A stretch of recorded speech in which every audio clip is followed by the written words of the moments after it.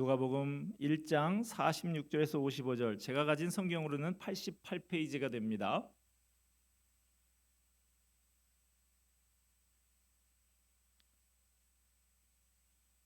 저와 여러분 한 절씩 교독하도록 하겠습니다. 마리아가 이르되 내 영혼이 주를 찬양하며 그의 여종의 비천함을 돌보셨음이라. 보라, 이제 후로는 만세에 나를 복이 있다 일컬으리로다.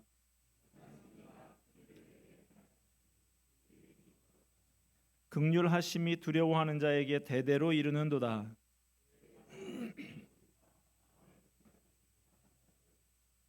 권세 있는 자를 그 위에서 내리치셨으며 비천한 자를 높이셨고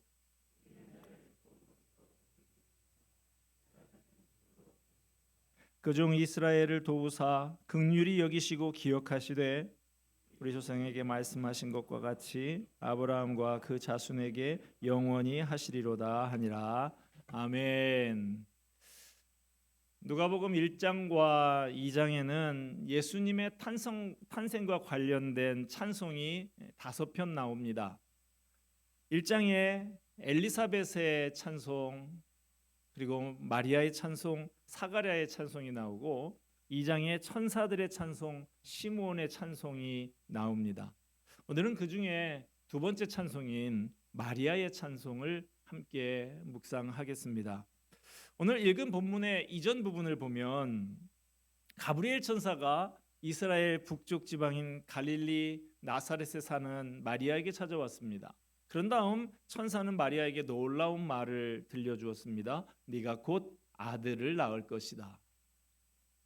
누가복음 1장 34절에 보면 마리아는 남자를 알지 못하는 여자다 그랬습니다. 남자를 알지 못한다라는 말은 마리아가 아는 남자가 하나도 없었다라는 말이 아니라 남자와 잠자리를 가져본 적이 없었다는 뜻이에요. 이게 도대체 무슨 소리입니까? 남자를 모르는 처녀인데 곧 아이를 낳게 되다니. 그러자 천사가 이렇게 말을 합니다. 누가복음 1장 35절에 천사가 대답하여 이르되 성령이 내게 임하시고 지극히 높으신 이의 능력이 너를 덮으리니 이러므로 나실 바 거룩한 이는 하나님의 아들이라 일컬어지리라. 마리아에게 잉태된 아들은 보통 생육법으로 잉태된 아들이 아니라 성령으로 잉태된 하나님의 아들이라는 거예요. 아무리 천사의 말이라고 해도 마리아는 쉽게 이해가 가지 않았을 것입니다. 천사가 입장을 바꿔서 생각해 봐도 당연하겠죠. 그래서 천사는 마리아에게 자신이 전한 소식이 확실하다는 징표로 놀라운 사실을 알려줍니다. 그것은 마리아의 친족인 늙은 여성 엘리사벳이 아들을 임신했다라는 사실이었어요. 엘리사벳은 늙도록 평생 전혀 임신을 하지 못했던 여성이었습니다. 그런 엘리사벳이 아들을 임신한 것이 확실하다면 그건 하나님이 그녀에게 놀라운 기적을 행하셔서 초자연적으로 임신하게 된 것이죠. 천사가 엘리사벳의 임신 소식을 전해주는 의도는 이런 거예요. 늙은 엘리사벳을 초자연적으로 임신하게 하신 하나님이시라면 약혼만 한 처녀인 당신에게도 초자연적인 기적을 행하실 수 있는 것 아닌가. 마리아는 천사가 말한 징표를 직접 확인해 보고 싶었습니다. 그래서 멀리 유대 땅에 살고 있는 엘리사벳을 찾아갔습니다. 마리아는 엘리사벳을 만나서 천사가 말한 것이 사실이구나, 벌써 6개월이 돼서 배가 나오기 시작했구나 하는 것을 알게 됐습니다. 그때 마리아는 하나님의 은혜에 너무나 감격하여서 그 하나님을 찬양하며 예배했습니다. 이것이 바로 오늘의 본문인 마리아의 찬송입니다. 이 마리아의 찬양의 내용을 살펴보면 마리아가 예수님을 잉태하는 과정에서 경험한 하나님의 성품은 바로 긍휼입니다. 50절 말씀 봅시다. 긍휼하심이 두려워하는 자에게 대대로 이르는도다. 54절도 볼까요? 그중 이스라엘을 도우사 긍휼히 여기시고 기억하시되. 긍휼이라는 말이 반복해서 사용되고 있죠. 마리아가 예수님을 잉태하는 과정을 겪으면서 경험한 하나님은 긍휼히 여기시는 하나님이셨습니다.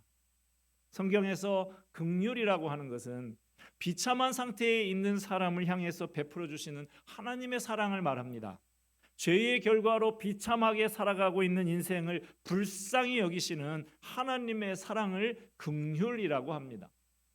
저는 이 성탄의 계절에 저와 여러분에게 또 이 나라, 이 민족에게 가장 필요한 것이 있다면 그것은 긍휼이 아닌가. 이 시대에 무엇보다 필요한 것이 긍휼이 아닌가 생각합니다. 미국 뉴욕에 가면 우리가 유명하게 알고 있는 존 F 케네디 공항 말고 라구아르디아라는 공항이 있습니다. 라구아르디아라는 사람은 사람 이름인데 뉴욕 시민들이 아주 사랑했던 존 F 케네디 못지않게 사랑했던 유명한 뉴욕 시장의 이름입니다.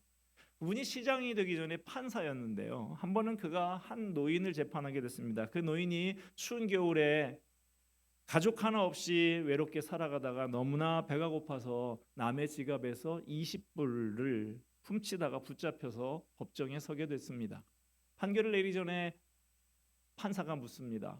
노인 하신 말씀 있습니까?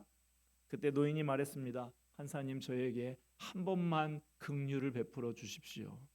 잠시 그 노인을 굽어보던 라구아르디아 판사가 이렇게 대답했다고 그래요. 맞습니다.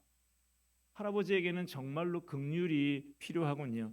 그러나 당신이 잘못한 것은 잘못한 것이기 때문에 그 20불에 대해서는 책임을 져야 합니다.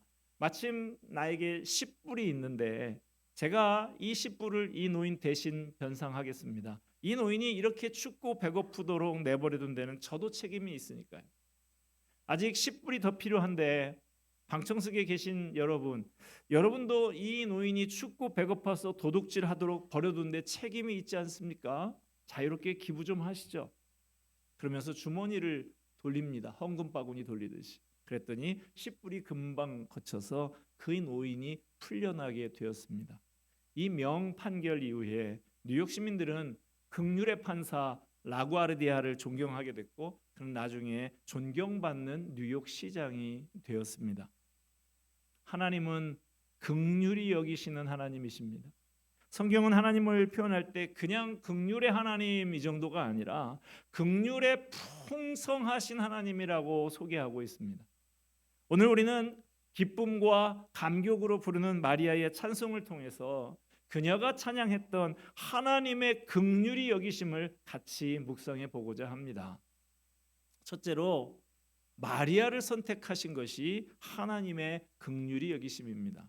오늘 본문 50절 말씀 한 번 더 같이 한번 읽도록 하겠습니다. 시작. 긍휼하심이 두려워하는 자에게 대대로 이르는도다. 마리아가 아기 예수님을 잉태하는 그 시점에서 마리아는 스스로 어떻게 자신을 느끼고 있었을까요? 마리아의 찬송을 살펴보면 마리아가 느끼고 있었던 자신의 자화상이 몇 가지 단어로 표현되고 있습니다. 48절 상반절 보니까 그 여종의 비천함을 돌보셨습니다. 자신을 비천한 여종이라고 표현하고 있어요. 비천한 여종. 열등감이 그 단어에 배어 있는 말이죠. 이스라엘의 많은 도시 가운데서 가장 화려하게 주목을 받는 곳은 예나 지금이나 예루살렘입니다. 그에 비하면 마리아가 살고 있던 나사렛이라고 하는 동네는 완전히 촌동네였어요. 우리나라로 치면 저 강원도 태백 아니면 저 전라도 남쪽의 고흥 아니면 최미 권사님 고향인 청송이나 영덕 이런 정도 동네가 될 것 같습니다. 그래서 예수님을 나사렛 사람, 나사렛 예수 이렇게 말했는데 촌놈이라는 의미인 것입니다. 멸시와 조롱의 의미가 담긴 말이죠. 촌동네 나사렛에서 이름 없이 가난하게 살던 15살 남짓 되는 어린 소녀가 바로 마리아입니다. 지금으로 하면 중학생 정도밖에 안 되는 어린 소녀예요. 그래서 주님, 저는 비천한 여종입니다. 그런데 주님께서 어찌 저같이 천한 것을 쓰시는지요. 이런 마리아의 고백이 나오는 것이죠. 우리는 이 비천한 여종이라는 말에서 그동안 다른 사람들과 비교하면서 열등감을 가지고 살았던 소녀의 마음을 어느 정도 짐작할 수가 있습니다. 마리아는 열등감에 빠져서 두려워하고 있었던 어린 소녀였던 것이죠. 또 하나 중요한 단어가 나옵니다. 우리가 조금 전에 읽었던 50절 다시 한번 봅시다. 긍휼하심이 두려워하는 자에게 대대로 이르는도다. 긍휼하심이 어떤 사람에게 임한다고요? 두려워하는 자에게. 마리아는 처녀인데 임신을 했어요. 이 정도면 요즘 시대에도 스캔들이 될 만한 사건인데 당시 봉건적인 사회에서 처녀가 임신을 했다? 엄청난 사건이 아닐 수가 없는 것이죠. 이 문제는 당시 이스라엘에서는 단순히 스캔들로 끝나는 문제가 아니었습니다. 죽을 각오를 해야 하는 사건이었어요. 당시 이스라엘에서는 이렇게 처녀가 임신을 하게 되면 돌을 들어서 쳐서 죽여도 아무런 문제가 되지 않는 사회였습니다. 그러니 마리아가 얼마나 두려웠을까요? 이 일로 당해야 할 엄청난 수모, 사람들의 손가락질, 조롱의 눈빛과 비방의 말들, 심지어 목숨까지 잃어버릴 수 있는 상황 속에서 이 소녀가 느꼈을 엄청난 두려움을 한번 생각해 보세요. 이런 두려움을 안고 있는 소녀에게 주님은 다가오셨습니다. 임신하고 두려움에 사로잡혀 있는 마리아에게 하나님께서 천사를 보내서 이렇게 말씀을 하십니다. 누가복음 1장 30절에 천사가 이르되 마리아여 무서워하지 말라 내가 하나님께 은혜를 입었느니라. 무서워하지 말라 은혜를 입었느니라. 이건 두려워하거나 부끄러워할 일이 아니고 네가 하나님 앞에 은혜를 받은 것이다. 구세주 메시아를 낳는 놀라운 은혜가 내게 임한 거라는 거예요. 여러분, 이 순간 마리아의 마음은 어땠을까요? 이렇게 비천한 나를 주님이 찾아오셔서 나를 들어서 쓰시겠다고. 이건 결코 두려워하거나 부끄러워할 일이 아니라고. 천사를 통해서 그 마음을 만져주시고 위로하시고 메시지를 주시는 순간 마리아는 뭘 느꼈을까요? 아, 하나님이 나를 긍휼히 여겨주시는구나. 자신은 비천한 존재라는 열등감에 빠져있던 소녀, 두려워서 어쩔 줄 모르던 어린 소녀, 그러나 하나님이 다가와서 긍휼히 여겨주셨을 때 이 소녀의 두려움과 열등감은 눈 녹듯이 사라지고 그 자존감이 다시 회복되었습니다. 그래서 그래, 난 하나님께 긍휼히 여김을 받은 사람이야. 나는 하나님께 은혜를 입은 사람이야. 여러분, 여러분이 가지고 있는 열등감은 무엇입니까? 이 무한 경쟁의 시대에 주변을 바라보면서 느끼는 열등감은 무엇입니까? 여러분이 가진 두려움은 또한 무엇입니까? 그 두려움이 무엇이든 그 열등감이 무엇이든 우리가 하나님의 긍휼히 여기심을 경험하게 되면 우리는 달라집니다. 마리아에게 찾아와서 무서워 말아라 너는 하나님의 은혜를 받은 자야 하시던 주님께서 우리에게 다가와 긍휼히 여기시는 것을 경험하게 되면 우리는 달라집니다. 여러분, 주님의 오심을 기념하는 이 성탄절에 마리아에게 임하신 하나님의 긍휼히 여기심이 우리에게도 임하기를 소원합니다. 우리는 지금 마리아의 찬송을 통해서 하나님의 긍휼히 여기심을 같이 묵상하고 있습니다. 첫째는 마리아를 선택한 것이 하나님의 긍휼히 여기심이었고, 둘째로 이스라엘을 선택하신 것이 하나님의 긍휼히 여기심입니다. 마리아가 예수님을 잉태한 그 시점에 이스라엘 민족이 처한 현실은 어땠을까요? 이스라엘은 로마 제국의 식민지 백성으로 노예같이 살고 있었습니다. 이스라엘은 역사적으로 여러 번 노예 생활을 경험했죠. 이집트에 끌려가서 노예 생활을 했고, 또 아수르에 끌려가서 노예 생활을 했고, 바벨론에 끌려가서 노예 생활을 했어요. 이스라엘 민족은 끊임없이 주변 강대국에 의해서 노략질을 당하고 끌려가고 짓밟히는 노예 생활을 계속해야 했습니다. 오늘 본문의 시점에도 이스라엘은 노예였어요. 로마로부터 착취당하는 노예였습니다. 당시 이스라엘을 장악하고 통치하고 있던 로마 제국은 과거에 어떤 제국과도 비교할 수 없을 만큼 강력한 제국이었습니다. 지금도 유럽 곳곳의 나라들을 가보면 로마 제국의 흔적이 그 섬나라 영국 땅에도 가도 그렇고 프랑스에 가도 그렇고 어디를 가나 로마 제국이 깔아놓았던 그 돌길이 아직까지도 사용하고 있지 않습니까? 그 강력한 로마 제국 앞에 이 백성들이 신음하고 있었던 것이죠. 그래서 이스라엘은 애굽으로 끌려가고 아수르로 끌려가고 바벨론으로 끌려가면서도 우리는 반드시 돌아온다라고 생각을 하면서 갔지만 로마의 압제 아래서 그들은 민족 해방의 소망을 갖지 못하고 있었습니다. 그런 시절에 마리아가 잉태를 한 거예요. 천사가 말하기를 그 아이가 바로 이스라엘이 그렇게 기다리던 구원자 메시아라는 거예요. 온 민족이 그토록 대망하던 메시아, 온 백성에게 참된 자유와 해방과 구원을 주실 메시아가 마리아를 통해서 탄생한다는 것입니다. 이것은 온 민족의 소망이 회복되는 놀라운 사건입니다. 노예가 돼서 미래의 희망이 끊어진 민족에게 하나님의 긍휼이 여기심이 임하는 순간이에요. 여러분, 지금 우리나라, 우리 민족에게도 하나님의 긍휼이 여기심이 필요하지 않습니까? 여기저기서 어렵다고들 하소연입니다. 어찌해야 이 나라가 다시 한번 일어설 수 있을까요? 낮아져야 합니다. 바짝 엎드려서 하나님, 우리 민족, 이 나라 이 민족을 불쌍히 여겨 주시옵소서. 다시 한번 긍휼히 여겨 주시옵소서. 이렇게 온 나라가 하나님 앞에 바짝 엎드려서 기도한다면 이 나라 이 민족에게 소망이 있는 줄로 믿습니다. 그런데 우리가 아직도 깨닫지 못하고 교만한 마음을 품고 있으면 희망이 없어요. 하나님이 제일 싫어하시는 사람은 교만한 사람이에요. 교만한 개인뿐만 아니라 교만한 가정도, 교만한 민족도 하나님이 좋아하시지 않습니다. 우리나라가 몇 번 겸손해지는 기회가 있었죠. IMF가 왔을 때 잠시 겸손해졌습니다. 그런데 그 시절이 얼마나 지났다고 다시 교만해지고 다시 방탕해지고 있습니다.